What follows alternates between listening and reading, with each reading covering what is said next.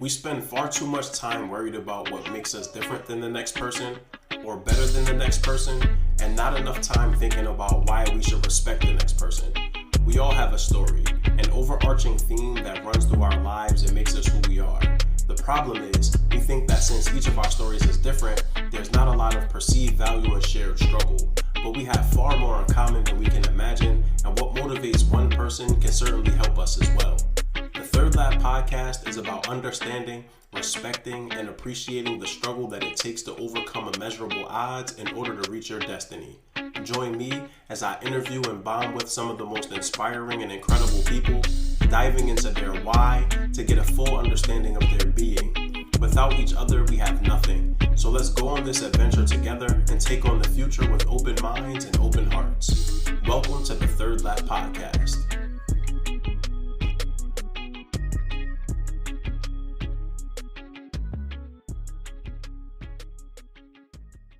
What's going on, everybody? Thank you once again for tuning in. Kyle, the Conductor Morris, who is the CEO at the Education Culture Opportunities Foundation, Eco Foundation, located here in West Philadelphia.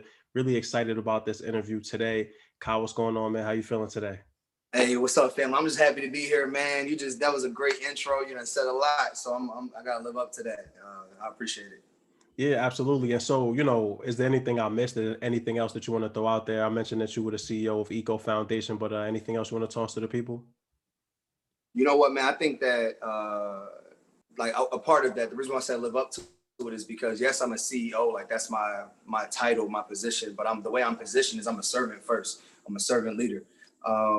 So I'm a servant. I'm a vessel. I'm an edutainer, which is someone who educates and entertains. I got that from KRS-One. And yeah, I'm a conductor. So, I conduct myself a certain way so I can conduct energy in a room a certain way and ultimately conduct my people to freedom. I mean, that's what it's about. We do that through the frequencies of our minds and our hearts. So I just got to use my words wisely. So servant leader first, artist, all those other things. Yeah, and I love that edutainer, man. I like that hybrid. You said that's KRS-One. When I saw you, that's how you described yourself. I was like, yeah, I'm rocking with that, man. That's a great way to encompass a lot of things in a really simple word, but it has a lot of different layers to it. And so, just to talk a little bit about how Kyle and I know each other. So it's funny, man. My wife met Kyle well before I did. She had gone to Eco Foundation to record something for her job. She came back excited. She had some swag. She had your t-shirt. She had the sticker that I now actually have on the back of my computer right now. And she was like, man, listen. She was like, I met the dude. She was like, you're going to love this place. It's in West Philadelphia. Like, you got to go. You got to hit him up. Got to check him. She gave me a business card and I ain't do nothing. I ain't you know what I mean? I ain't move on to that at all, man. And so maybe fast forward like a month, 6 weeks. And I get on to Apple Podcasts and I noticed that there's a review on there. So I'm reading the review and it was a tough day already. And I'm like, man, it's amazing how God just works though. So I'm reading the review and I screenshot it and I sent it to my wife. I'm like, yo, check this out. Like, this is great. Like, somebody really shared some love on the reviews.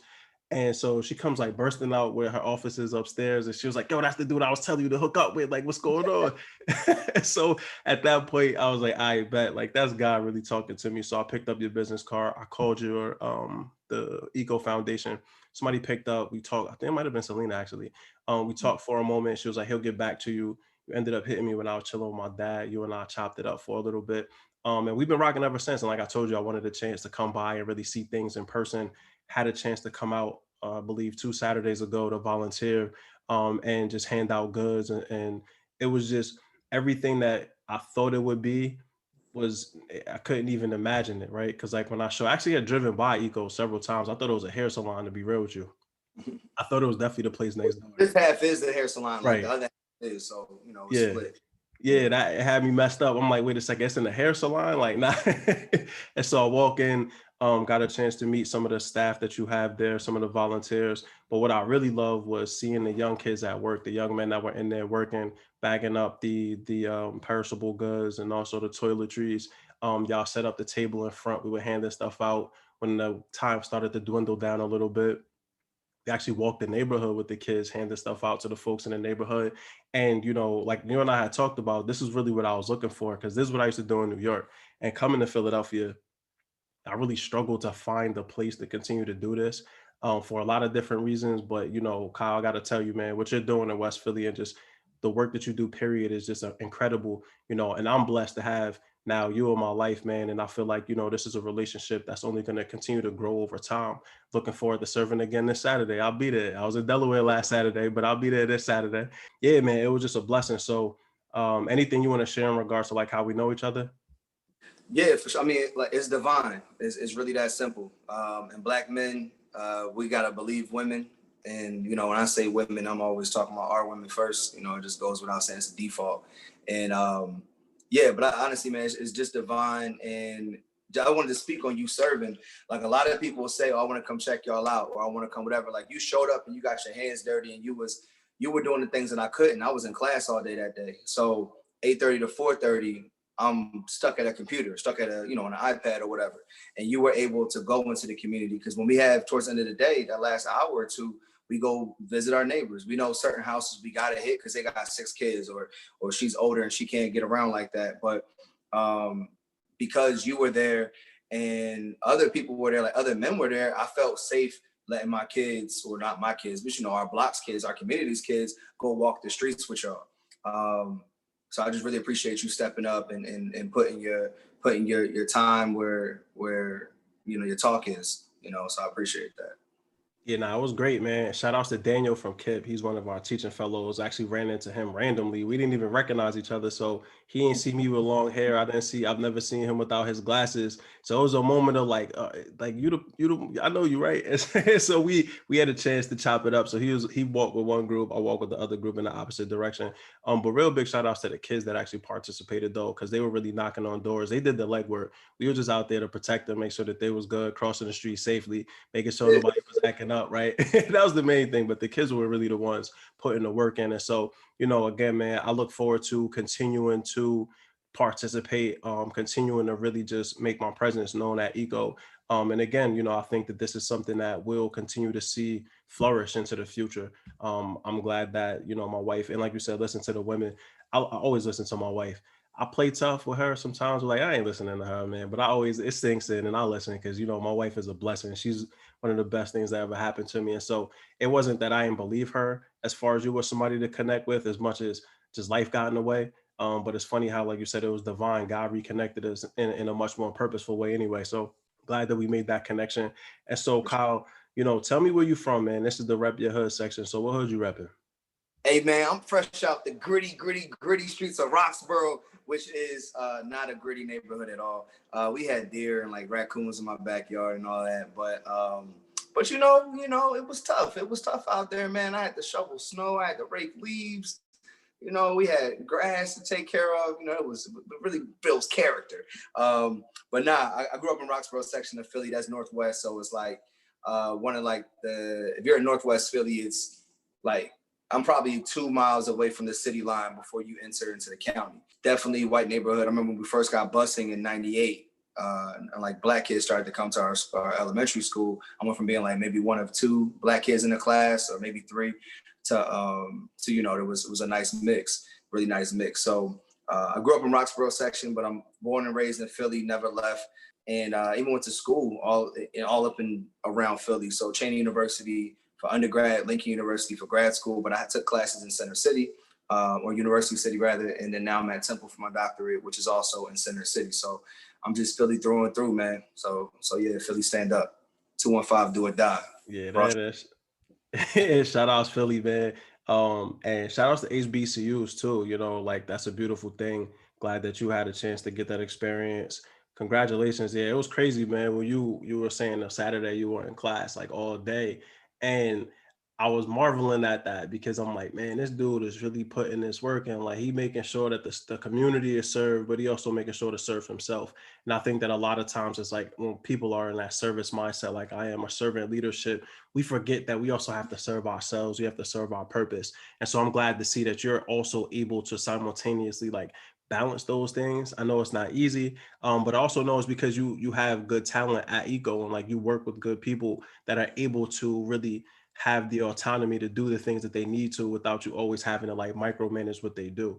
And that's the mark of a good owner, man, a good CEO. They hire the right people. And so shout outs to Roxboro. Yeah, it's a lot of deers and stuff. You know, people underestimate living in the burbs, man, especially as a Black person in a predominantly white neighborhood. I think a lot of folks misunderstand the burden that comes with that, right? Like, you know, yeah, you could walk home safely, but can you? Because you got people watching you, you know what I mean? Police watching you. They don't believe that you're from over there. And so, you know, for me growing up in the suburbs of New Jersey, spent about half my life there.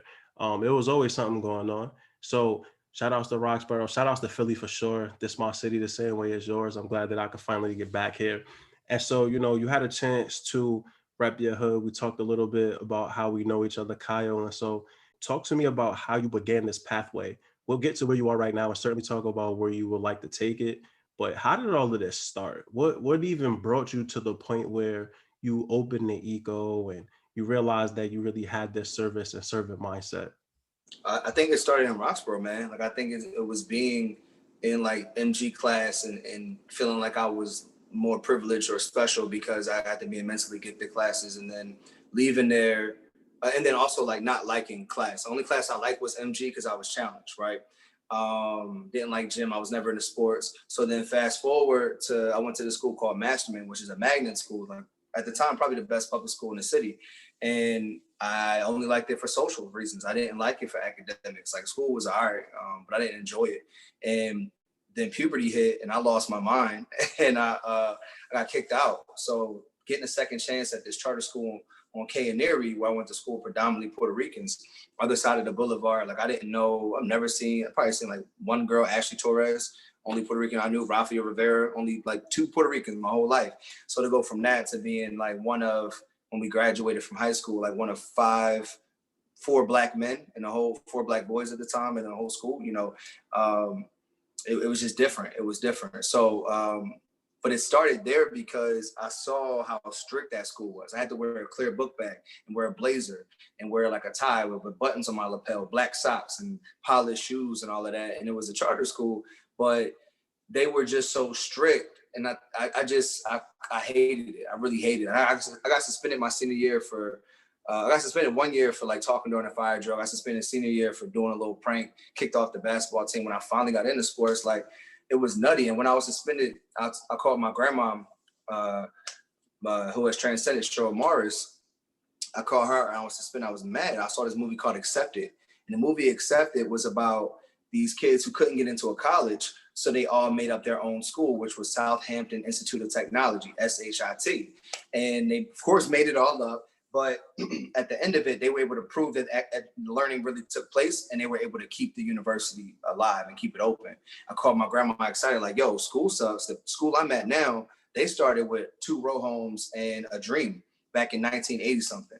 So if they could do it, I want to do it. She's like, all right, baby, well, this is what you got to do. I took out a book, like one of those like nicer books that somebody gave me, and I was writing out what I want to do. And she was, you got to be a teacher, then you got to be a principal, and eventually you can own your own school. And I'm like, all right, well, bet, that's what I'm gonna do.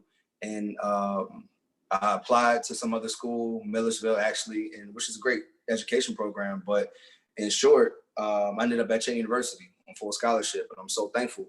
And I only include those parts because it shows how much I disliked education, and how, whether it was the academics or the behavior, like whatever it is, it was stupid rules. Like education system is a racket. A lot of businesses come into our community and get that high dollar amount per child and then keep it and kick that kid out. And it's just a lot of ugliness takes place. So by the time I graduated and was able to, I worked at a homeless drop-in center, a drop-in center for homeless youth. And while I was working there, I started doing these workshops, and I was like, yo, I've changed majors from education to communications. Well, that's something about being in those workshops, working with young people around my age, because I was only 22, 23.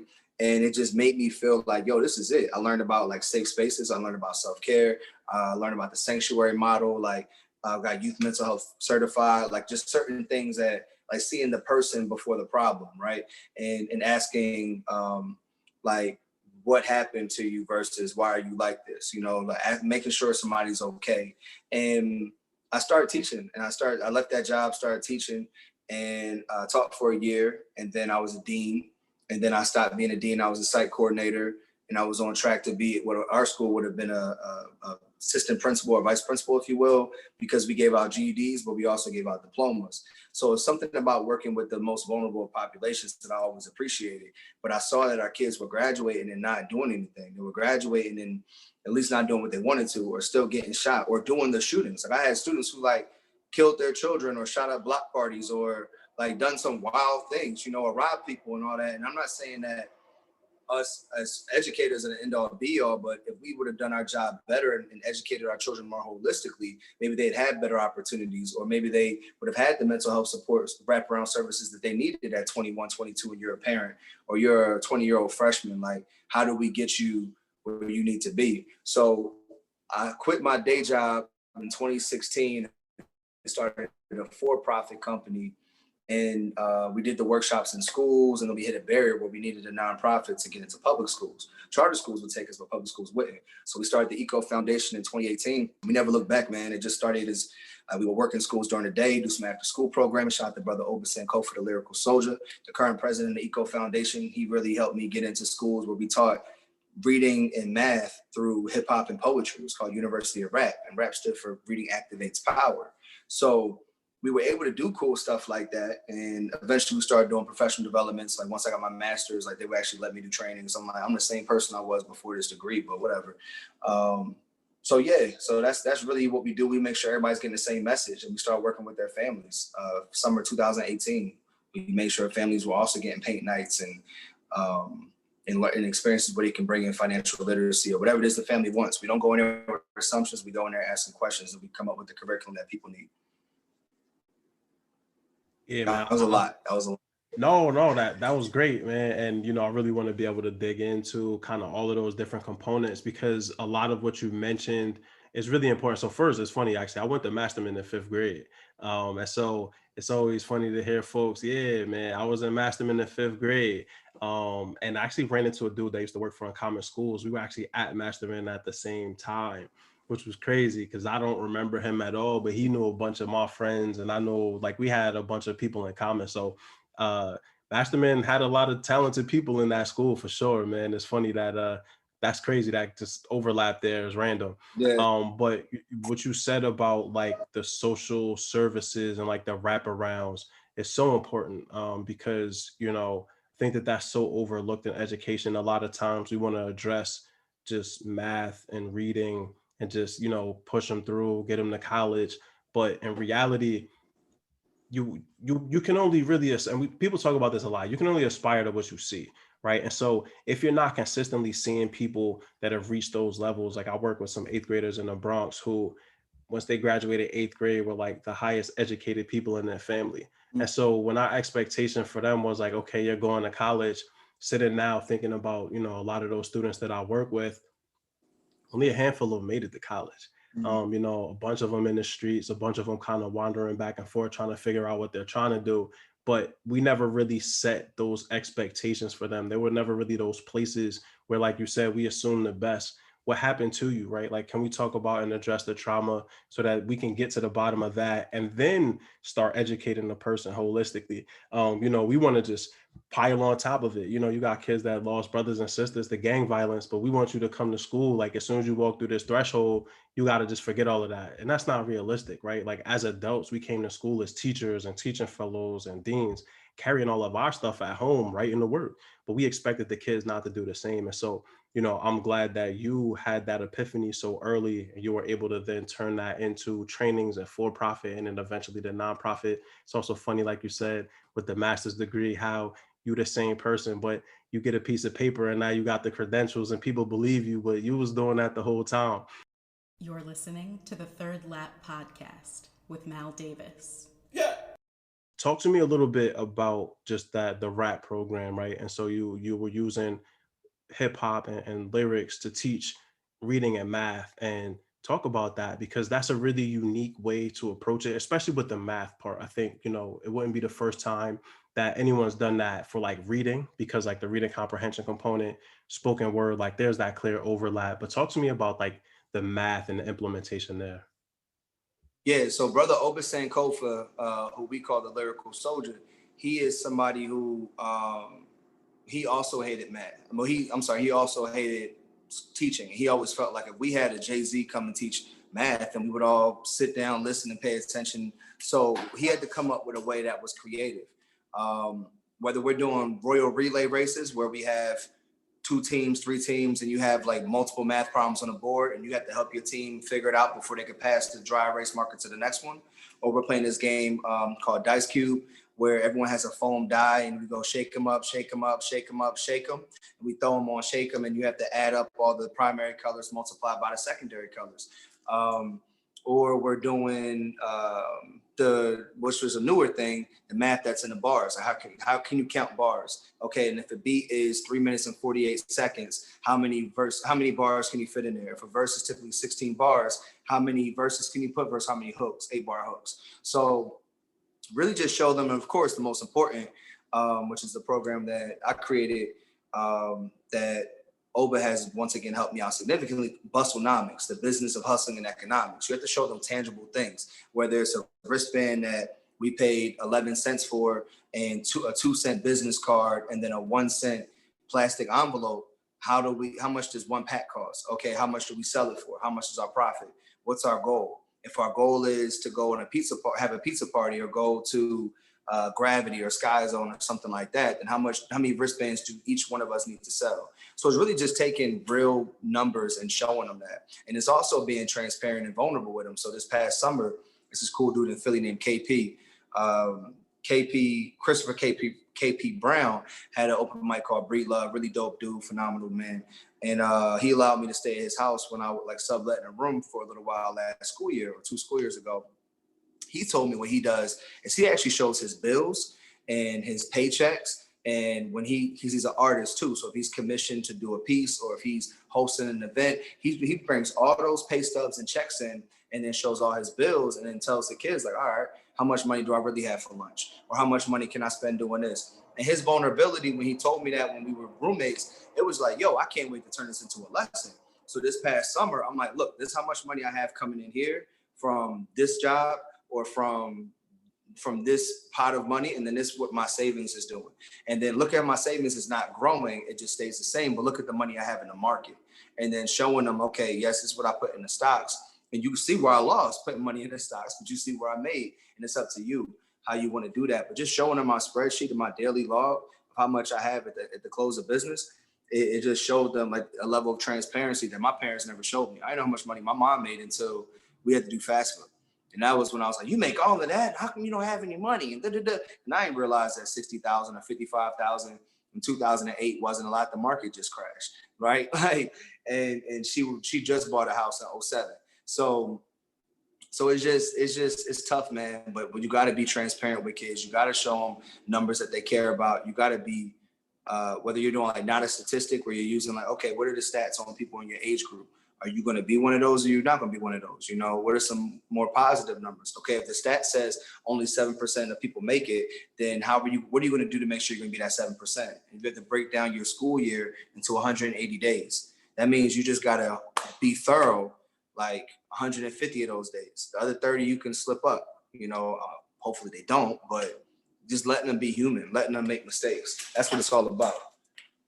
Yeah, nah, what you named there around like the real life application is so important. And now, you know, I remember what you said about your mom. So I remember sitting down when I turned 18, like I ain't know what bread my mother bread came from. Like I knew that I was doing my little thing, working jobs, yada, yada, yada, trying to just run some checks up myself. But my mom sat down with me and was like, hey, like I'm gonna teach you how to balance a checkbook. So I'm 35. So anybody listening that ain't that old, you don't know nothing about balancing the checkbook. But we sat down at 18, I balanced hers, and I just remember like really seeing how much she had coming in versus how much she was kicking out. And my mind was blown, son. My mind was blown. How much the house costs, how much the car costs, insurance on all these things, just bills in general, like light, cable. And I'm just like, wow, we should be learning this in school. You know, like I tell people all the time, I took algebra 3 times in high school. I still don't know how I did that. Humongous oversight by the school administrators. They I obviously should not have taken algebra that many times. I told my dad that. My pops was like, I hope you was getting A's the last 2 times. It's like, nah, my brother, I got an A, I think the third time, but that second time I was still struggling. So that class was hard, bro. But you know, when I sit and think about that versus what really matters, which is accounting. So what you said, like, you know, what's going in versus what comes out.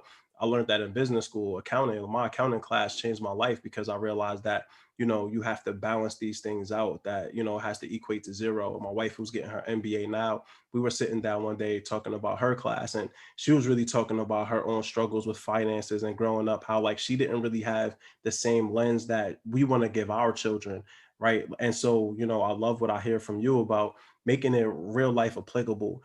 And that's the key. The kids lock into it. You know, that's what they want to hear. That's what they want to see. So many times as educators, we don't have these transparent relationships with our students, especially our older kids, our high schoolers, even middle schoolers. Like I was honest and frank with a lot of my middle schoolers because I knew that they were growing up in one of the poorest congressional districts in the country. So I knew what that meant for them long term. Even if they didn't, as an adult, I knew what it meant for them. And so I knew how important it was when they did something correct to big that up heavily. And when they made a mistake, to sit them down and be like, yo, break down the mentality around why you did what you did, and then show me why, right? And then when you get to the root of like, that didn't make sense. Okay. So now you understand when you're in that same position in the future, don't make that same choice. And if you do, take the responsibility for the actions that come out of it, because we just talked about this now, and you know that that wasn't going to be the right choice. And that's something that my parents did do for me. But the financial piece, investing in the stock market, how to save, budgeting, nah, I'm still to this day, I'm blowing bread, man. Like my wife in the stock market now, she like, man, you need to get it together. And I'm still like, listen, I got a PS5, I got to pay for that. So, you know, I share my portfolio. You can still have a PS5 and make sound investments. You know, I got you. yeah, nah, but I've been reading heavy on that now because I'm at a point where I know that there's so many other things that I want to be able to accomplish. But back to the point of like why I even mentioned it, learning these things when you're in middle school and high school sets you up to be in a much better place. And I bought a book recently called The Color of Money, which is all about how white people got such a humongous advantage on the black community, specifically because of like banking practices. And so we're already playing from behind, right? And I think that that's something that so many of us don't understand, is that we're playing from a deficit, which means that we have to be smarter, we have to allocate funds better, and we have to teach other people how to do this so that they can be in a better position than where we are. And so, you know, I love everything that you've mentioned so far, but I really kind of want to dive in. And so this is Mal Davis with the Third Lab Podcast. I'm here with Kyle Morris talking about his pathway to where he is currently in his career. And so, Kyle, you had the for-profit, but to get into public schools, you had to transition into the nonprofit, which became the Eco Foundation, correct? Correct. Yeah. And so now here we are. You transitioned into the Eco Foundation. Talk to me about the work that you're doing there. What's been going on with the Eco Foundation over these past several years? So realistically, man, we've been fortunate enough to focus on those three areas: education. So usually, whether it's families, adults, you got to trick people into learning. That's really what all comes down to. Even kids, like you have to give them a show. Like that's what edutainment's all about. Like you're not teaching them a lesson. You have to convince them, like a car salesman, to buy in or intentionally invest their time and energy into something. And it can't just be lip service. You got to show them. You have to show them the value. You have to connect the dots, right? Same thing with parents. I've found it's harder to get the adults that are immediately in this area, like around the eco center, to come in here. They'll come for services when it's free outside, grab and go, but to come in for like events is much more challenging. So we're brainstorming ways where we have to go out into the community. We have to go to the corner store, go to the hairdresser, go to the places where they are and just set up shop. Like, hey, can we just tell you what we got going on? Here's how it could benefit you. But we also have the culture part. So whether we're doing an event like the Big Old Kids Party is an event where adults get to come. We have free childcare and just leave the worries of the world behind and just be a big kid for a day. We didn't all have the best childhoods in our lives. And, you know, some of us have a lot of trauma that we're still unpacking in our adult lives. And the way those things manifest can be harmful, and it affects all of our relationships. So come to the Big Old Kids Party, jump in the moon bounce, ride a horse, play musical chairs, and, you know, hide and seek or hide and freak or whatever, if it's you and your boo, and have a good time and eat like Fun Dip. And, you know, we all drink drinks out of like kids cups and sippy cups and all that. So putting puzzles together, playing Uno, and it's a fun time. But we also raffle off free therapy sessions. You get 3 free sessions because inner child therapy is very important. And I think it's safe to announce, because when this is airing, we have an event coming up called the Big Old Kids Party Play Date. So the play date will be a chance for people and their partners or people and their partners to come through and have a good time. This will be a series of everything from like noodle making and Kool-Aid making competitions down to like paint nights, but you got to fingerprint or use crayons. It's still professional artists, but we're just trying to figure out how you could be a kid and we still provide childcare to make sure people can have a good time. That's the culture part. And then we have opportunities. We give out micro grants every month. I say micro because it's $250 or less, and that's just what we say in the grant world, but it's not to belittle it, because it's not to necessarily businesses, it's to whoever wants the money to do something good in the areas of education, culture, and opportunities. So when it was Ramadan at the end of Eid, we had, or when Eid happened, we were able to give out like the toys and all the stuff that they have. We'll put some money towards that. When it's somebody else wanted like a lens for their camera, someone else wanted software to make beats. Like, as long as it is for the good of people, and it's just like, I just don't got that extra $75, I don't have that extra $200 to invest in this, that's what we're here for. Graduate, somebody was trying to go to law school most recently in August. We had given them some money for the applications. I didn't know applications were like $80. Like, those are some of the barriers. Like, I really want to go to this school, but I don't even know if I'll get in. But it costs as much. And same thing for apartments. My fiance is looking for an apartment right now, or it was, and there were places who had like $75 non-refundable application fees or $50 non-refundable application fees. So it's just, our job as an organization is to be a utility to our community and serve them in the best way that they can. And one of the ways we do that is by making sure we provide those things, because at the root of it, my homie Aunt Abney and I, we were talking when he was still working at the Enterprise Center. The root of many of our problems, if we just had more education, and that's not necessarily formal education, but just like information, knowledge, and applying it, which turns into wisdom. And then culture. How can we bridge the gap between Africans and African Americans, or Philadelphians and New Yorkers, or whatever? And then opportunities. Like, how can we do job training, workforce development training, get you a suit, get you some ties, get you some dress shoes, or get you some money to get you through the month. If you don't, and then make sure that the whole time we're providing food, like food and toiletries. Like, no one, you feel better about yourself when you brush your teeth or you got deodorant or you get a chance to shower. I'm not, they say like in Snickers, you're not you when you're hungry. Like, I'm not me when I'm hungry. I get real hangry and emotional. I'm already a Cancer. So you don't want me not eating food. Like, it's just not the move. So I just think it's really important for us to remember to make sure we look out for our neighbors. And what we're doing when markets broke down and we were giving out food every day, and I'm glad it caught one of the attention of the media, and the news was there covering our stories and all of that, but it's not impossible. The market shut down. I'm on Facebook seeing people complain about how older people and other people don't have access to things in the middle of a food desert. All right, put your money where your mission is. I took 50 of my own money. My board said it was cool to take $50. We hit a Black-owned produce truck, Village Produce. They hooked us up with all this stuff, and we went to the market and gave out food for free. A week later, we raised $7,000 and was hitting 6-7 neighborhoods in a day, every day until the markets opened up. And then when they opened up, we realized, people still need food. People now are asking for soap and toothpaste and whatever. All right, Amazon, dollar store. Let's make it happen. Let's keep this coming in, because people have needs, and our job as those with privilege, those with the degrees, HBCUs or otherwise, is to make sure we leverage that and put a little bit aside. If you're a Christian, you call it tithing. But whatever it is you believe, Jews, they do something similar as well. But no matter what it is that you're doing, you have to put a little something aside for other people. And whether it comes back to you or not, it's not about that. Maybe it's just the investment. This person's not hungry and they have something, so I have to look over my shoulder at night as much. Or I can hit the ATM and I have to trip about some kid I didn't educate 10, 15 years ago.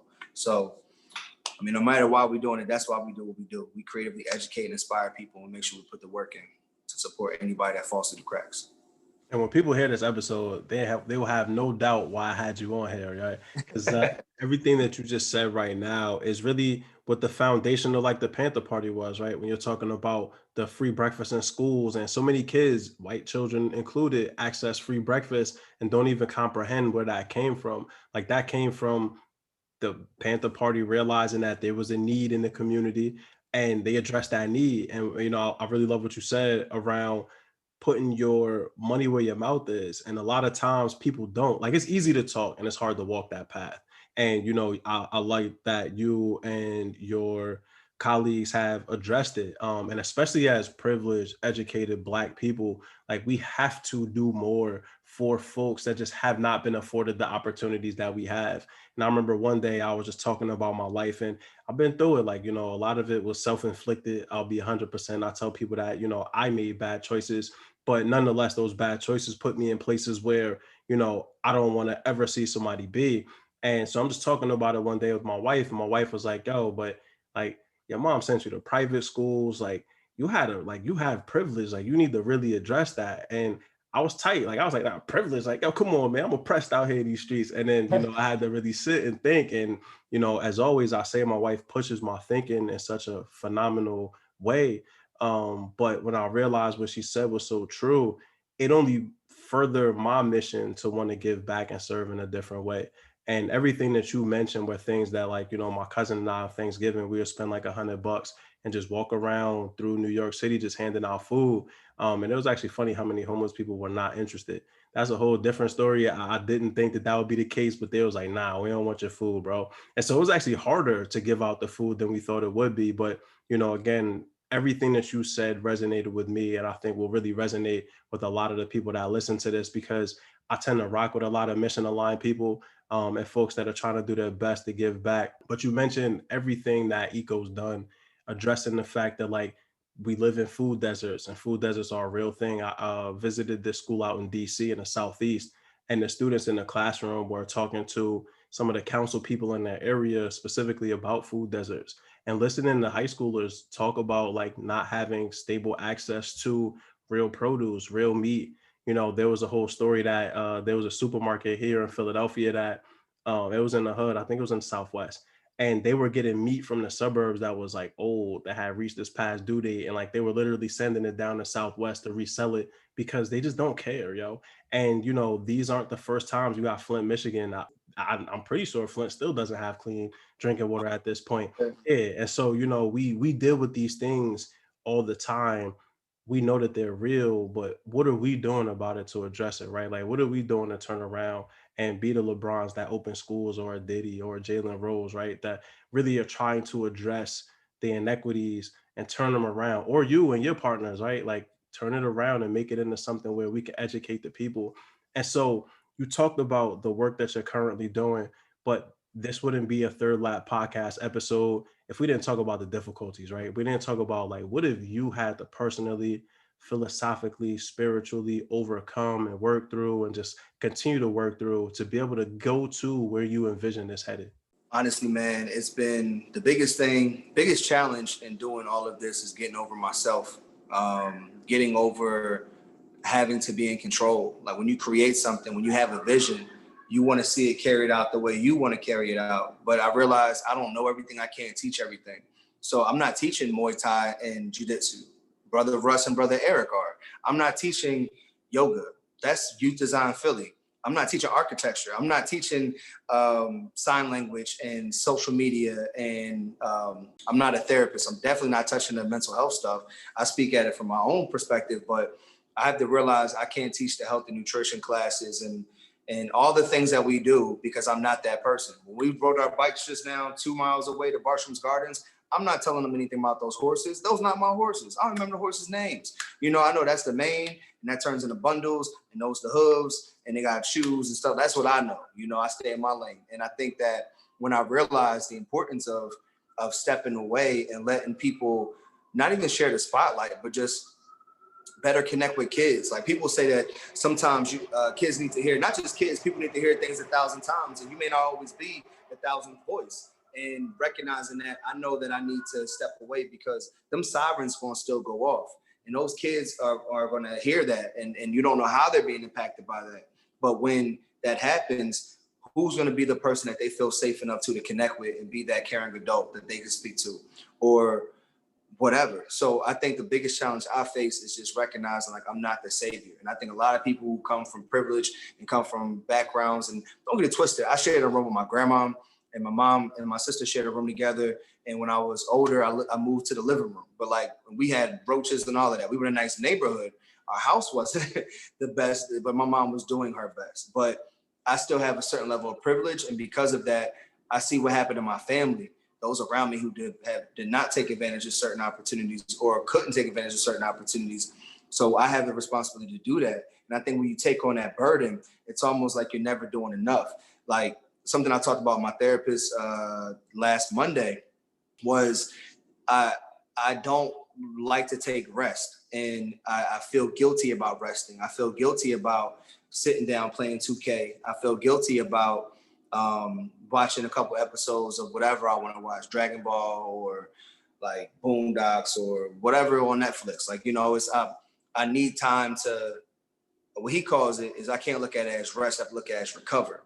Any athlete or anybody who's doing anything needs to take that time to recover. Even your car can overheat, your phone overheats. Like just slow down and recover so you can be the person you need to be for the people around you. I didn't see the importance of that. And my sleep schedule was off. I'm glad I just went to the West Coast because now like I'm used to, like I was tired in the West Coast and I was tired coming back, and hopefully I can go to sleep at decent times, you know, and now it's starting to balance out. But that time I left you to comment on the review on the Third Lab podcast, it was 4:48 in the morning and I was in a bad place.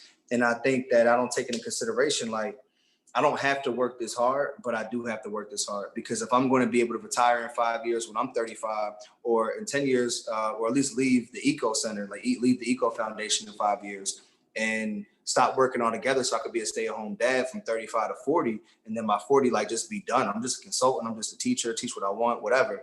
But if I'm going to do that, I have to put the work in today. But it doesn't all have to happen overnight. I learned, like, when you think about like Kwame Ture or Fred Hampton I look up to a lot. Like one of my other heroes, like Angela Davis, or of course Asada Shakur, or even like more recently, like we all have these heroes, right? Like the sisters who started BLM, they take breaks. You got to take breaks. You got to breathe. We don't hear about MLK, you know, chilling on a Sunday with the kids, you know, after church, just busting a grub and all of that. Like we don't hear about those. We only see their actions and their accolades. And I think that that's important to remind ourselves, like, we're not invincible. We need to take time. I've had a panic attack. The day of the grand opening was my first panic attack. I had to pull over, and just thinking about it, I still get a little overwhelmed, because I felt like I wanted this. This wasn't like, this was years in the making to have our own community center, but the grand opening was literally like an idea. In June, I was like, hey, board, we're going to get this spot for the low. Is it cool with y'all? They did a walkthrough, boom. July, we started planning the grand opening. And July 27th, we moved in. August 16th, it happened. So I'm driving here, panicking, thinking about the things I didn't delegate to my team that I should have delegated. And now we're in a bind because it starts in 30 minutes and I'm still running around doing errands. But I got people like Stephanie, I got people like Selena, I got people like Lotus and DeQuisha and Bella and Opa and the whole board that really holds us down. But I got to lean on them. And as a leader, it's hard. It's hard to pass your baby on, you know, unless someone else water it, you know, unless someone else give it sunlight and nutrients. But it's important, man.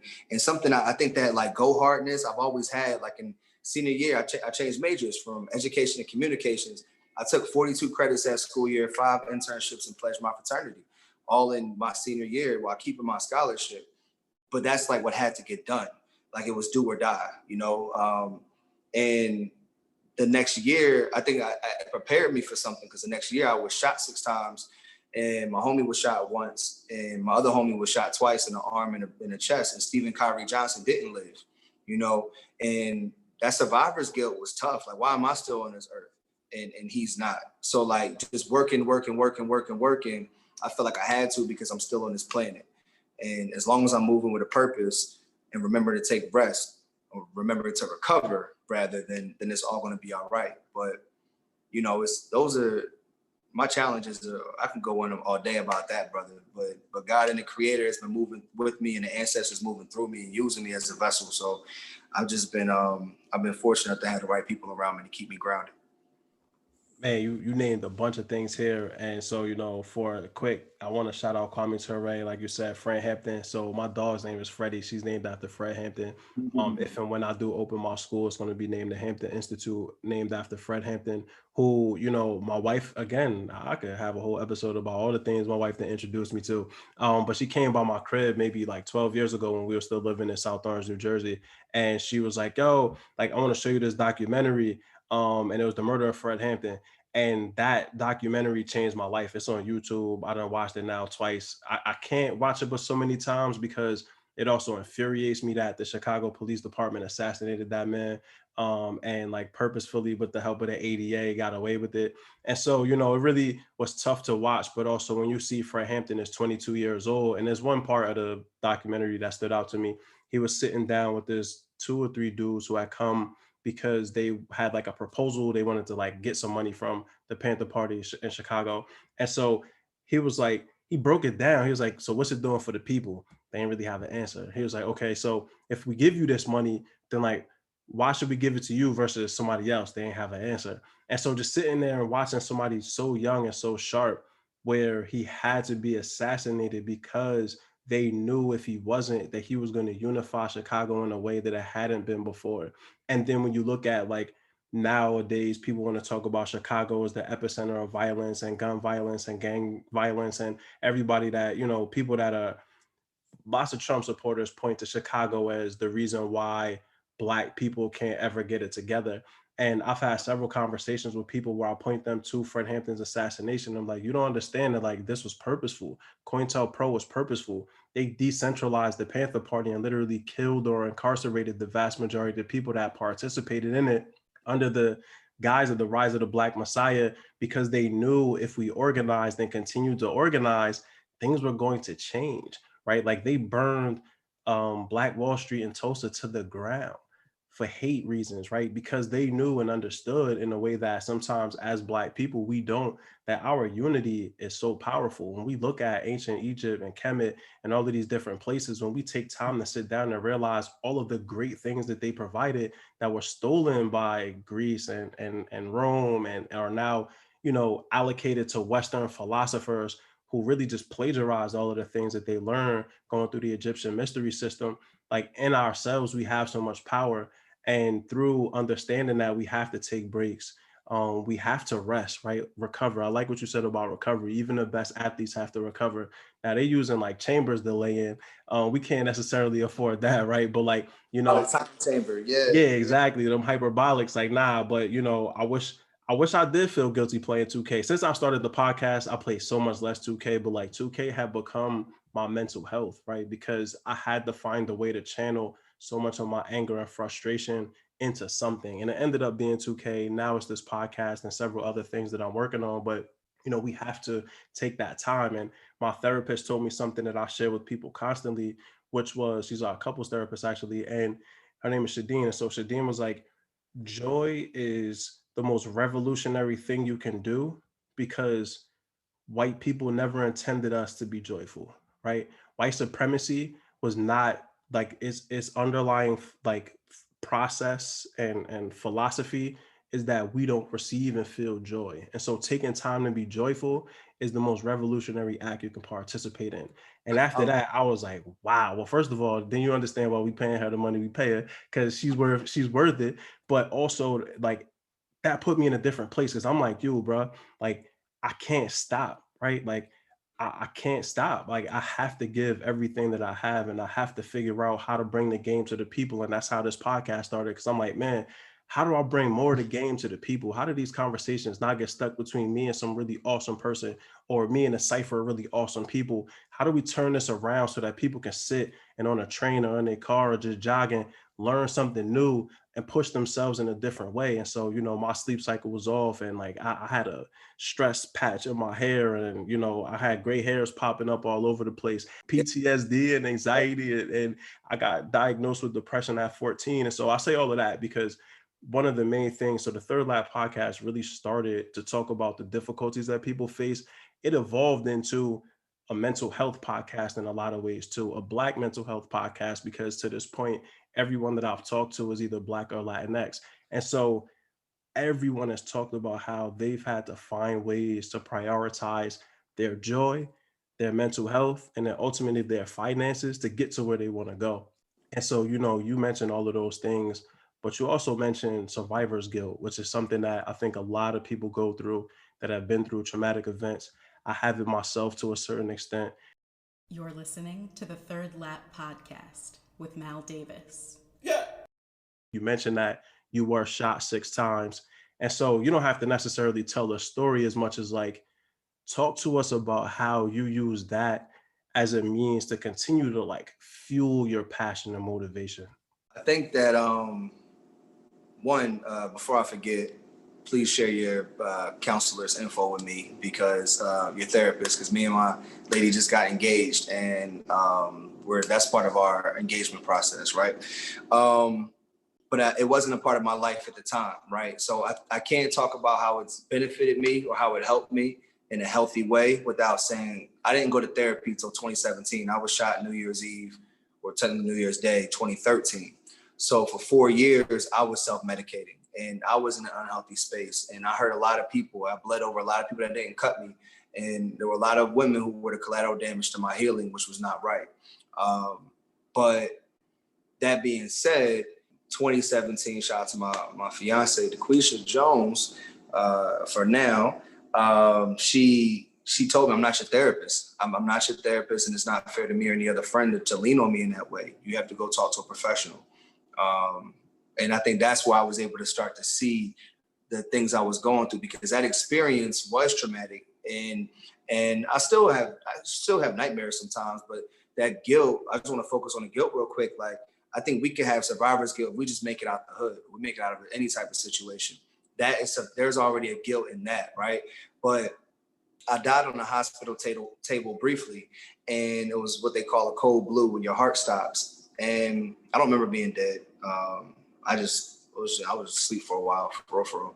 But that experience was so vivid, like the shooting, the blood, you don't unsee those things. And I think that for me, when I was realized, like, Stephen Kyrie Johnson was such a hardworking brother. Like, we would be up until like 4 a.m. and he was an EMT. He would get up at 6 and then drive all the way out to like an hour away and drive as an EMT all day, and then come back and do it all over again. Like, he was a senior at Temple. Like, he was just a hardworking person, man. Like, just so hardworking that I felt like,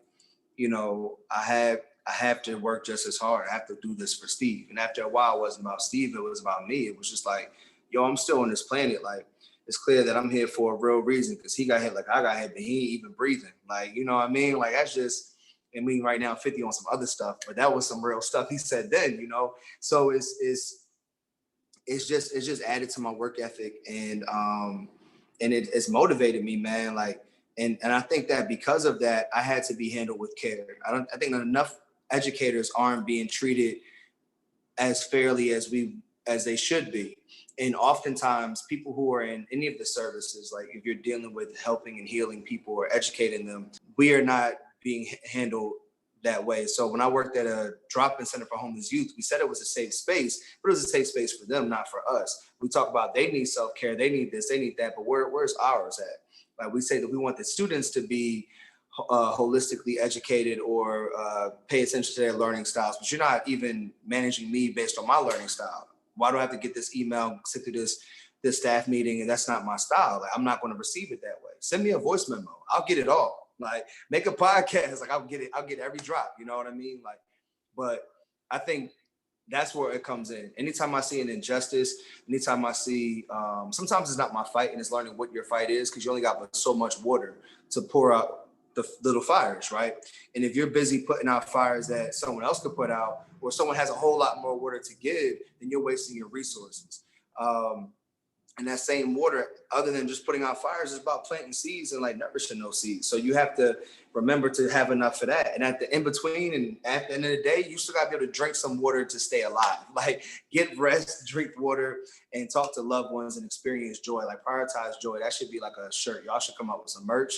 So prioritize joy. I'll buy it. I gotta connect. Let me know. So that's what it is, man. Because I think that like the biggest challenges as creatives, especially COVID has taught us, like, we have all these ideas, and I'm seeing podcasts and authors and inventions, and like Black people, we're really doing it right now. This is a renaissance. Like, same thing that happened 100 years ago. I know you know about history as well. Like, what happened then is happening today. The music, the art, all of that stuff is booming and popping. The world is going to crap, and the market is poop. But Black people are thriving. You know, we're creating, we're inventing. So we got to keep that same energy. But before you go run off a cliff or pay $200 or $1,000 sometimes for a seminar, make sure that's what you really want to do. I listened to this podcast called Earn Your Leisure Podcast. They have on all types of professionals. I was ready to be a trucker one episode, started a vending machine company another episode, like whoever the guest speaker is, I want to do that. That sounds great. You know, buy my class. I'm like, oh, all right, yeah. Like, I'm almost ready to pull the trigger. And it's like, stay in your lane. Like, don't go chasing waterfalls. Whatever your purpose is, move through that. And I see these kids. I didn't want to get out of bed today. It is my first day, like, back to work for real, since our engagement getaway. I just know that I can't let those kids down. Like, they tell me I get out of the house, so I come here so I can get out the house. Or I come here so I don't got to be around my little cousins all day. Now, mind you, they all work together now, so that's a different conversation. We have to start doing different shifts, but I know that I owe it to them. And when we ride through the city and people see us all wearing helmets, like riding bikes, like moving organized with walkie-talkies, like they're like, yo, look at them go. We have to do it. It's bigger than us. So I live sometimes days where I don't want to keep on going. I live for them. And what I've learned also through therapy, shout out to Black Men Heal, which gives you free therapy sessions. And then at the end of it, you got to pay, but they give you your first 8 sessions free. But my therapist has taught me, it's not necessarily that I don't want to live. Sometimes I just don't want to live like this. And in order for these parts of me to die, I have to be willing to let them go. And anytime you transform, anytime you transition to a new phase or a new stage, a part of your old self has to die. And your flight can't take off if you got too much baggage. So you have to learn what you have to let go of and what you're going to leave behind, so you can ultimately get to where you're trying to go. And it sucks and it's hard, but you got to, and I think that's the biggest thing. That's the biggest thing right there. Nah, man, you said a word right there, bro. I got you on the therapist. Once this episode is over, we'll chop it up and I'll share her information with you. I'm gonna check in with her too, just to make sure that she's taking new clients. Again, my wife, because of the economics around it, we had kind of fallen back from seeing her. And my wife and I had gone through some really difficult times in our relationship, even recently, over the summer, the pandemic. Like, we both work and live in the spot. Like, we wasn't going nowhere, right? Like, we was just in here. It was just me and her. And that took its toll on us. And so she came to me, man, and she was like, yo, like, we really know we got to go back. And I was at a point where I was like, yeah, you're right. And we make the money work, we make it happen, sacrifices, whatever it has to be, but we have to prioritize mental health. Something that you also said, which is really, I would summarize as like our evolutionary process, right? Like, if you're Mos Def, Yasin Bey said it, evolve or die, it ain't falsify. And that was in like 2000 on Black on Both Sides. And when I heard it, it was so real, and I was too young to really comprehend it then, but it's a lyric that sticks in my mind, because as you evolve, like you said, your baggage, it can't weigh you down. You can't have but so many fetters that are holding you to the ground that you can't lift off. But sometimes that evolution also means changing the people around you, because if the people that are initially around you at one stage aren't ready to make that transition to the next stage with you, you can't let them stop you. Right. And like, that could be loved ones, that could be a lover or a partner, that could be really close friends, that could be whoever it may be, a job, whatever it may be. Like, you are responsible, not solely, like, there are other things at play socioeconomically, but for the most part, like, you are responsible for ensuring that you make it through each of these phases successfully.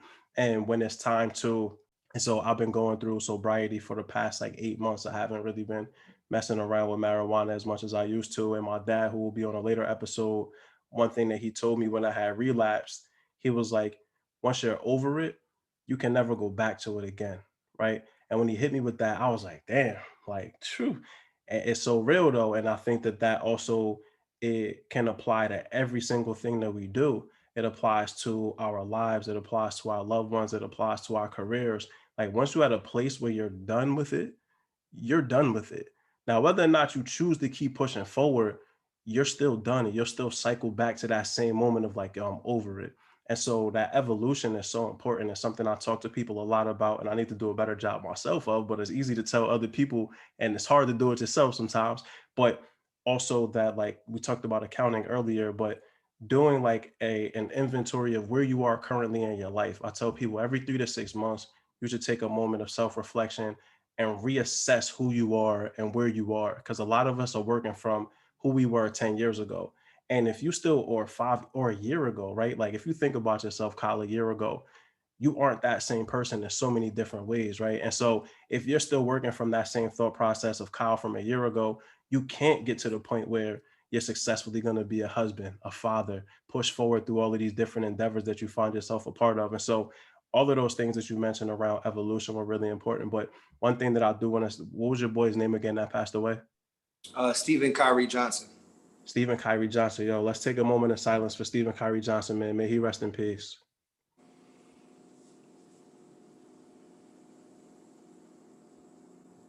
And that moment of silence, honestly, is for all of the people, man, that we've lost to the streets, the gun violence, to all of the things that have happened to this point in time. Because, that's a real thing. Black on black violence, whether, statistically we can say like it's a proximity thing, but if you're in that proximity where it's happening to you, it's a real thing. And so, like I said, I want to take a moment of silence before we moved on, just to recognize him and his legacy. You're listening to the Third Lap Podcast with Mal Davis. This is Mal Davis with the Third Lap Podcast. I'm here with Kyle Morris from the Eco Foundation, just talking about his path to where he is in his career. And so before we go directly into your motivation, I really want to talk about where you headed next. So you talked about it a little bit, right? At 35, being able to really do what you want. At 40, 35 to 40, raising the kids and kicking the feet up. That's where I'm at. Once my wife gets her MBA, she think I'm joking. I told her, listen, you're going to get the paper. I'm going to raise these kids. I'm going to kick the Jordans up. We're going to hang out.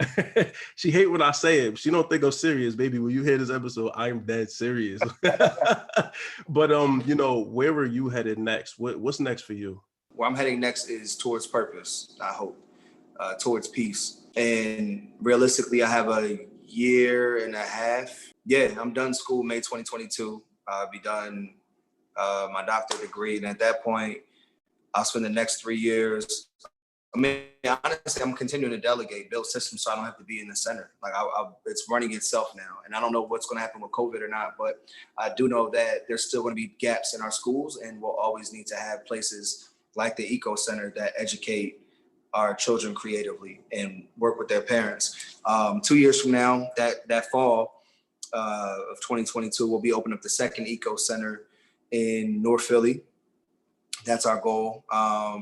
And so then like 2025, realistically, man, I'll be turning 35 and I want to be done with Eco, man. I think someone else should lead it. And my purpose right now is to find who that person is, or I guess when they say the master is ready, the student will show up or something like that. Like, I don't know about all that feng shui stuff, but I do know that it's my responsibility to pass the baton and train everyone, really everything that I have. And then maybe it's not one leader, maybe it's a team of leaders that make a decision. We don't have to be how it used to be.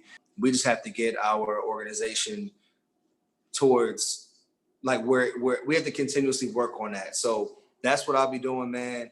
And then after 35, man, I just want to spend that time, like, hopefully, maybe my fiance and I will be ready to have children, but if she's not ready, then we'll spend some more time just traveling together, just learning each other, building each other up, building a life. Because by 40, man, I'm telling you, bro, I'm on a 10-year plan. Like, my life insurance policy in about 15 years from now will have matured enough where if I need to borrow 100,000, I can borrow 100,000, but I don't really want to touch that.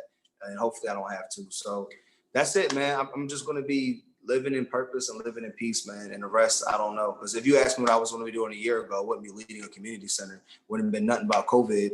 I mean, like, I still thought I was going to be, I know I'll be in school because I'm paying for it, but I never would have guessed. And I don't know what the creator has in store for me in a year from now or 2 years, but that's what I plan. But they say, man, playing God laughs. So, and they also say, I think it's Octavia Butler, I don't want to butcher the quote too much, but she says, the only thing constant is change.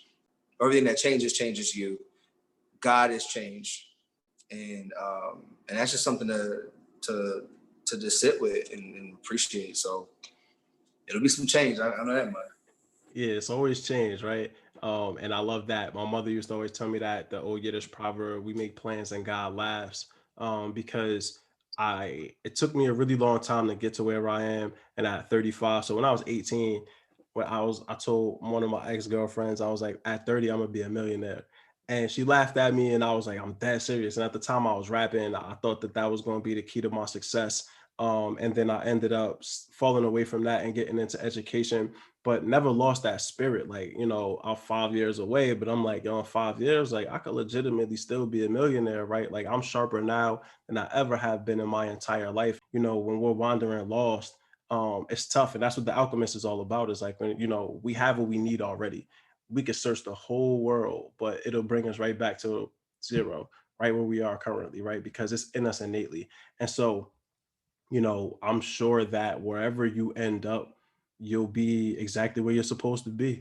And that's a beautiful thing. And like you said, whether you and your fiance, soon to be wife, will be traveling the world, the children, I would say definitely take the time to get to know each other. My wife and I are talking about adopting now, but we've been married 5 years, together 10 to be 11 in January. And every one of these years has been worth it because we had to know each other, and the difficulties that we've overcome will only make us better parents and like solidify us when we have kids. Because I've seen people have children and their relationship falls apart because a kid really complicates things in a way that none of us can really perceive. And so, we've talked about where you from, how we know each other, had a chance to introduce you. You've talked about your story, so how it started, the difficulties you've overcome, where you are now, where you headed next. Kyle, I really want to hear, and you talk a little bit about it, but I really want to hear, what is your motivation, man? Like, what's your why? What keeps you going on those days when you're like, man, I am not trying to get out of this bed. I do not want to go to the foundation today, but you still show up. Why is that? Honestly, man, it's those that came before me and those that got next. It's keeping my word to myself. I say I'm gonna do something, I'm gonna do it. I've quit drinking for 6 months, 8 months. I've quit smoking here and there. I've quit smoking blacks here and there. I always I have the wherewithal and the strength to to do what I say I'm going to do, and that's something that I pride myself on. So if I say I'm going to do it, I'm going to do it. And no is a complete sentence. I could just leave it at that. So if I agree to something, I'm going to do it, unless something wild happens, like completely out of my control. But and not even get into like, oh, people sacrifice so much 150 years ago or 20 years ago, which our ancestors did. And 500, 1,000 years ago, they also made different types of sacrifices. But my mom and dad sacrificed too much for me not to get my black behind up and do what I got to do. Like when I was a kid, all I had to do was go to school and get good grades and be quiet. I couldn't shut up in school. I was always a class clown. I always say I was always told that I was hype and I'm loud, but all I ever needed was a mic in the crowd. And I know that now in hindsight, which is 2020, what my dad says, but the reality of it is, man, like I couldn't do it then. I'm doing it now for my parents. Like they put the work in. My grandparents put the work in. My grandma has and she graduated from high school, but I looked at her birth certificate. Her mother didn't. It's just too much that we've gone through to not keep doing it. And our kids need us now more than ever. And our responsibility as Black men is to make sure we do a lot of re-educating to our Black boys so that they view themselves as purposeful. And they know you don't have to sleep with every woman you find attractive or connected to. And it's okay to cry, and you don't have to be better than the next man just because all your music says be better than the next person.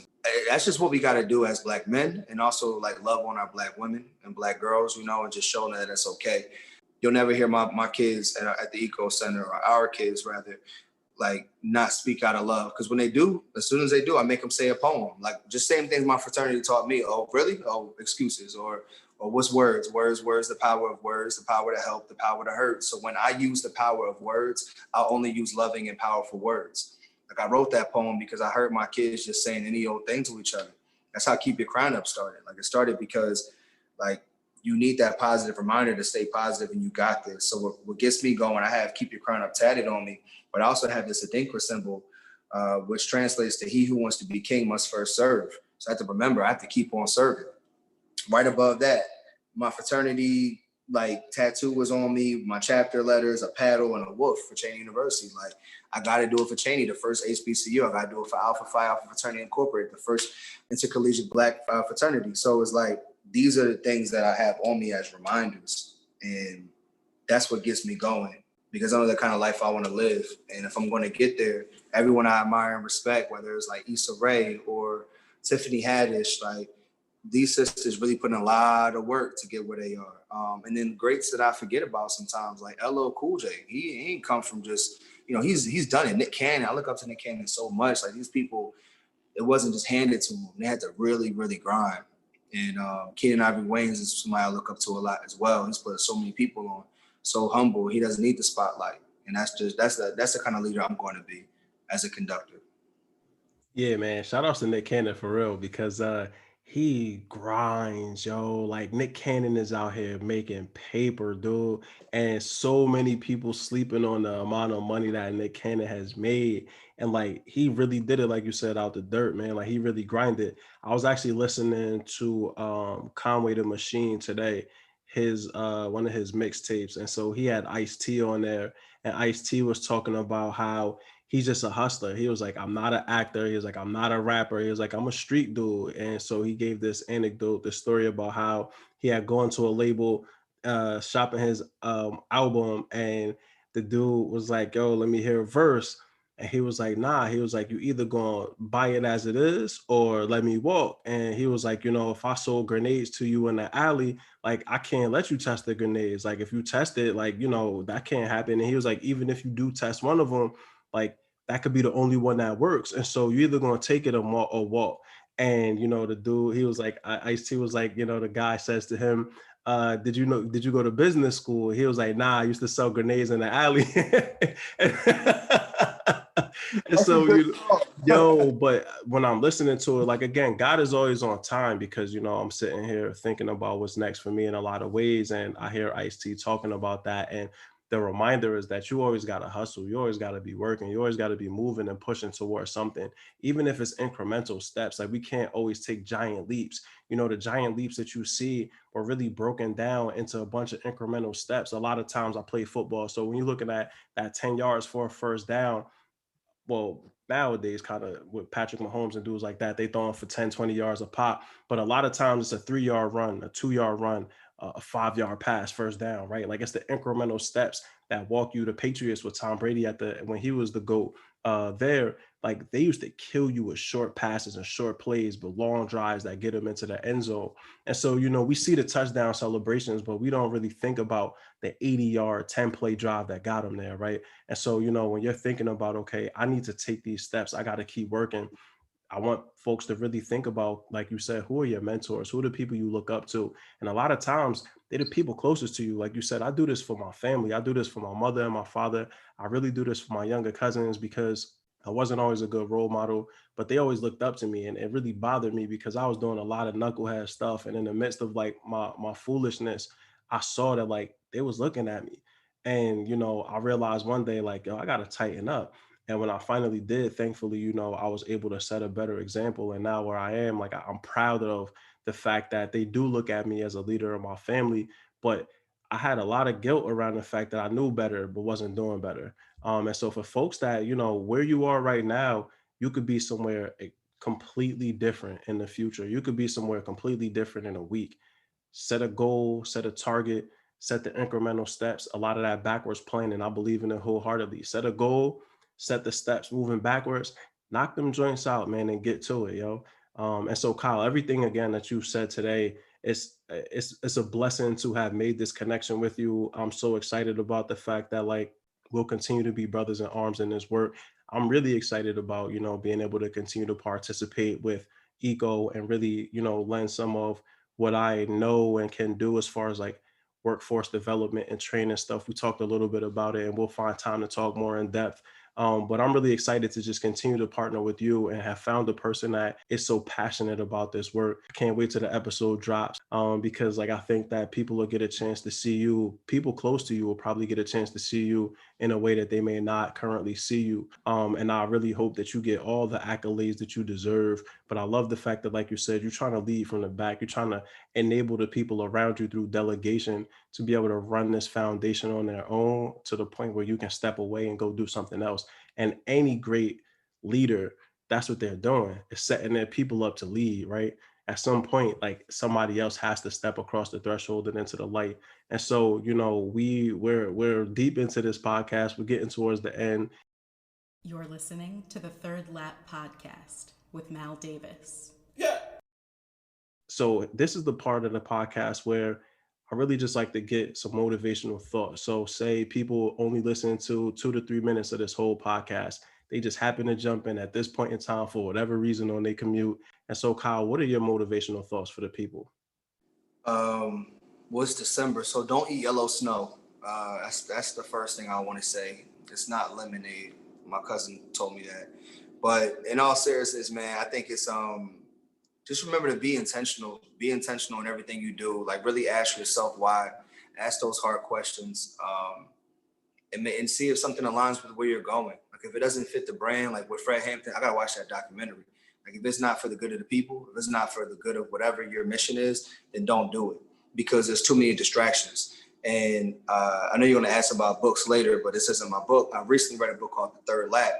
And I'm sorry, this is The Third Lap, called The Third Door. And in The Third Door, the guy talks about some advice he got from Warren Buffett was to put 25 things that you want to do in the next year down. And then if you could only do 5 of those things, what would you do on the other side of the paper? And anything that is not those 5 things is a distraction, and it'll make you feel good, but it'll pull you away from your purpose. Do not get pulled away from purpose. That is how we get to where we're supposed to be. That's why we're on this planet, whether you're an infant that was only on the planet for 2 days, or you're an a-hole that's been on the planet for 110 years. Everyone in between has a purpose-driven life and should live that way.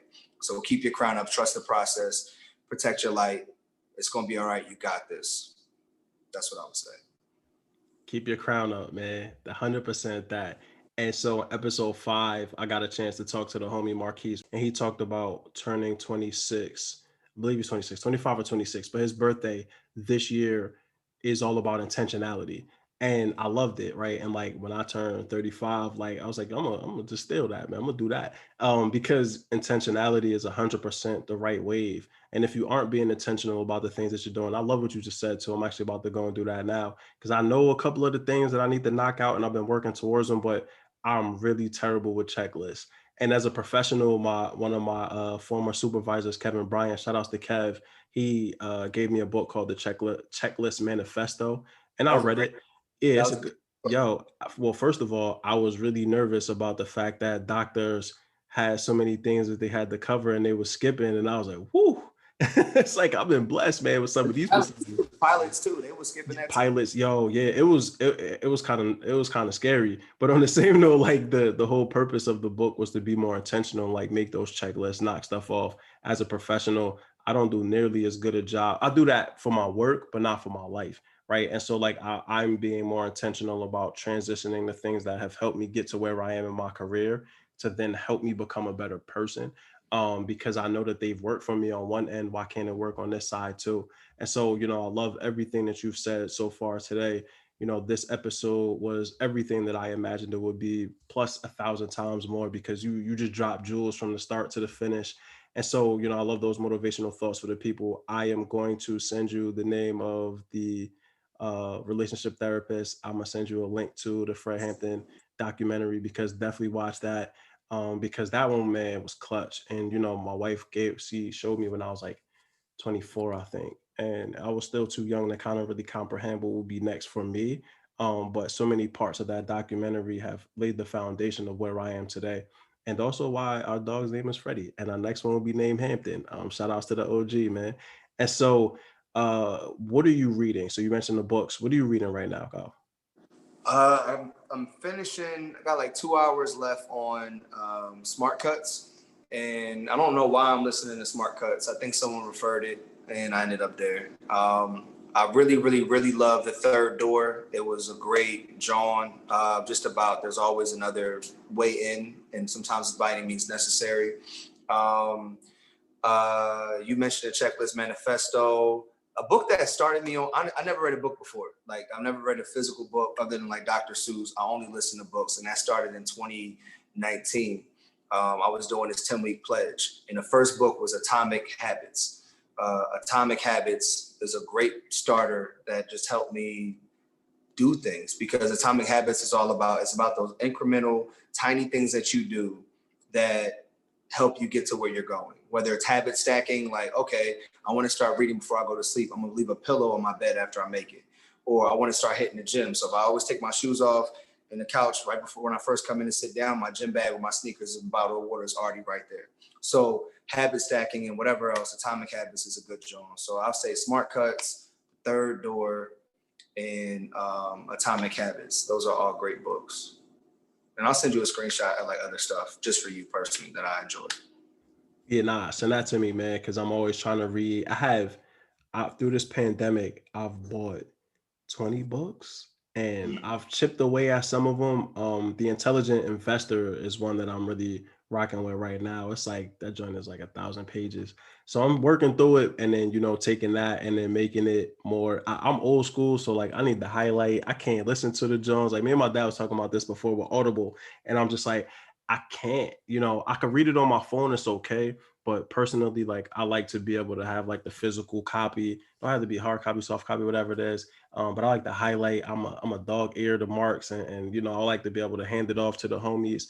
A book that was really good, and I don't know if you've read it before, Revolutionary Notes by Julius Lester. It was crazy. So he published a bunch of short essays and essays between 1967 and 1969 going into the 70s. And it was all about like the revolutionary actions that were happening at that point. And it was tough because he has such optimism going into the 70s around like how the world was going to change. And I think I read it in like 2011 or 12. And reading it, I was just so disappointed because none of the stuff that he anticipated happening happened. But it was just such a great book. Julius Lester, dope author, Revolutionary Notes, incredible book. I definitely suggest that to anyone that really is trying to dig into just being able to encapsulate what happened in the late 60s and really hear it from like a really intelligent person. Just absolutely just amazing book. Wish I still had it. Gotta go buy it again. Kyle, we connected about everything, intro, how we know each other. You repped your hood, Roxboro. Shout out to Philly and Roxboro. Talked about your story, your motivation. You gave the people some dope motivational thoughts, share some excellent reading with us. And so, Took note of that. Thank you. yeah, and I'm gonna shoot that one to you too. I just looked this on Amazon. I'm gonna have to buy it again. And so where can folks find you on social media? And then also plug the Eco Foundation as well. I'm gonna put links to the website for the Eco Foundation and links to your social media when the episode comes out, but definitely want to give you a chance to shout out all of your social media too. Definitely. Find us on social media at the Eco Foundation. That's at THE ECO Foundation. That's the same thing on our website, theecofoundation.com. I am Kyle the Conductor, Kyle, THE Conductor.com, or at Kyle the Conductor on IG. More importantly, find me at the Eco Center, 5411 Market Street, 5411 Market Street in West Philly, right under the L. This is where it goes down at. This is where we grow at. So come work with us. If there's anything you want to teach, anything you want to pass on virtually in person, let's make it shake. Yeah, man. Shout outs to the Eco Center or Eco Foundation. Shout outs to everyone working at the Eco Foundation, showing up, serving, whether that's through actually being paid to be there, volunteering, whatever it may be. I love, again, everything that you all are doing there. I'm going to be there on Saturday, bright and early to help bag up and serve and pass stuff out. Told my wife I wanted to come out. My pops will probably come out at some point too. And, we'll talk about like the job preparation stuff because as you mentioned, that is less valuable for the kids because they could work with the Eco Foundation. And also a lot of them don't really have to do, but so much way more valuable for the parents. And, especially for folks that maybe have an F on their record or, have really struggled to find consistent employment. It's funny, man, interviewing techniques are things that people like myself, recruiters, hold sacred. but we also don't turn around and try to give that information back to the people. And so, it's my pleasure to be able to kind of put people on game and really help them understand what are some of the do's and don'ts. How do you show up, shake your hands, just looking people in the eye, being able to present yourself in a professional way. And, I also kind of look forward to the day where our definition of professionalism evolves, because so much of it is steeped in white supremacy. The people that originally created what professionalism is today used it as a means to oppress us, right? Like, we couldn't get into the places where they work because we didn't have the access to the information that they had, and they used that to steamroll us. And so, I find so much power and joy in taking what I've learned and using it to be able to help people get jobs. My homeboy Hatcher's Barber, who was episode number 3, that's what he does. He works in Harlem right now, I think, or Manhattan. When you hear this, you know where you work. But he's done it in prisons, and he's done it in a lot of different places where he's helping folks get jobs and align them with their passions. And mine has been predominantly actually all in education, but outside of my education work, I really like working with the people, man, because it's just a chance to help people get to where they're trying to go, and each one teach one. We all learn together, man. We all come together. And so, Kyle, we got to the end. We did your social media. We now here at the end. I told you that it was going to be like an hour, 15 minutes. I think this was longer. And so my bad for not giving you a real estimate time wise. But this was a pleasure, man. I'm so happy that my wife came and put me into this direction. Thank you for the review. It really meant a lot to me. It really means a lot to me. And that review ultimately motivated me to reach out to you. And, again, I'm just happy that we're making this connection, and we'll continue to be connected. And so as we go ahead and wrap things up, is there anything you want to share, last thoughts? Nah, man, just keep up the great work. Shout out to Hat. That writing schedule that he has is phenomenal. So come up with your own schedule, and I'm happy that you're still doing this, man. I'm just, the people need it, the streets need it. You're definitely living your purpose. So when it gets hard, just remember that. Yeah, I appreciate you. I set a goal for a year, and much like yourself, man, when I say I'm gonna do something, I get it done. And so, I've set a goal for a year's worth of episodes, and then I'll step back and reassess. Folks are like, when you gonna do like a season 1, season 2? I was like, well, we're gonna do a year, and then we'll reassess. And if we decide to keep going, that'll be season 2. So Right. I appreciate you, brother. Again, I'm really looking forward to reconnecting here soon in a couple of days. And so this is Mal Davis once again. Each one teach one, we all learn together. Thank you for tuning into another episode of the Third Lap Podcast. This is your host, Mal Davis. Please visit thethirdlappodcast.com for more information about the podcast, about our guests, and also to see our reading list. You can find us at The Third Lap Podcast on LinkedIn and Facebook, at Third Lap on Twitter, and at third_lap_podcast on Instagram.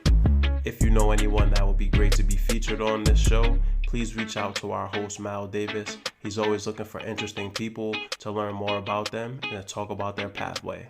Thank you so much again. Have a good one.